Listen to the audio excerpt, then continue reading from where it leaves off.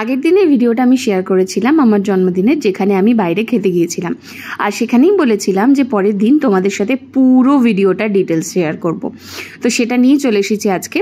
প্রথমেই ওখানে গিয়ে আমাদের ওয়েলকাম ড্রিঙ্কস, যেটা বাই দ্য ওয়ে আমরা অ্যাড করেছিলাম, কেননা এটা আমাদের এই আইবুড়ো ভাতের থালির সাথে ছিল না, কিন্তু সেম প্রাইসেই যে থালিটা ছিল সেইটাতে কিন্তু এটা ইনক্লুডেড ছিল।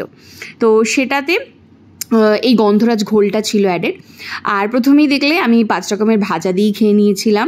তারপরেই নিয়ে নিয়েছিলাম হচ্ছে ডাল। জানি সবাই বলবে যে কেন আগে ডাল খেলে, কেননা এখন আমি খাচ্ছি শুক্তো। হ্যাঁ, সত্যি বলছি, আমি প্রথমে এত খাবার দেখে আমি বুঝতে পারছিলাম না কোনটা ছেড়ে কোনটা দিয়ে শুরু করব। তাই শেষমেশ ভাবলাম যে চলো আগে ডালটা গন্ধরাজ লেবু দিয়ে খাই, তার সাথে ঝুরি আলু ভাজা, দেন শুক্তোটা খাবো। আর এই দুধ শুক্তোটা অসাধারণ ছিল, অসাধারণ, মানে অনুষ্ঠান বাড়ির থেকেও ভালো।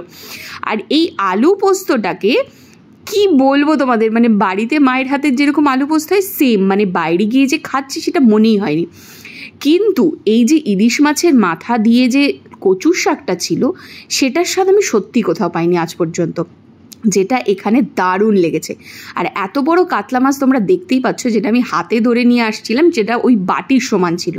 আর মাছটাও ভীষণ ফ্রেশ ছিল, আর গ্রেভিটা অসাধারণ ছিল, থকথকে একটা গ্রেভি। দেন বড় সাইজের একটা চিংড়ির মালাইকারি নিয়ে আর কি বলবো আলাদা করে, বলো।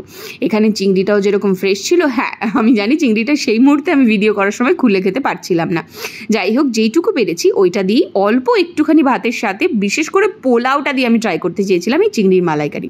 দেন এই কাঁচা লঙ্কার যে চিকেনটা ছিল, এই চিকেনটা অসাধারণ, এই স্বাদ আমি কোনোদিনও আগে পাইনি। সেম এটাও আমার ফার্স্ট টাইম ট্রাই ছিল, এই মাটনটা, যেটা ঢাকাই পোড়া মাটন যাওয়া যতদূর আমার মনে পড়ছে। তোমরা ওদের মেনুর মানে ওদের ওয়েবসাইটে গিয়ে পেজটাতে ফলো করলেই তোমরা পেয়ে যাবে, এবং প্রত্যেকটা রান্না অসাধারণ।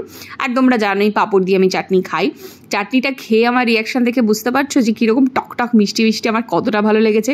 আর জন্মদিনে পায়েস থাকবে না তা হতে পারে, শেষ পাতে ছিল পান। আর এই জন্মদিনটা খুব স্পেশালভাবে সেলিব্রেট করতে পেরেছিলাম শুধুমাত্র শস্য পোস্তর জন্য। তো কেমন লাগলো ভিডিওটা জানিও।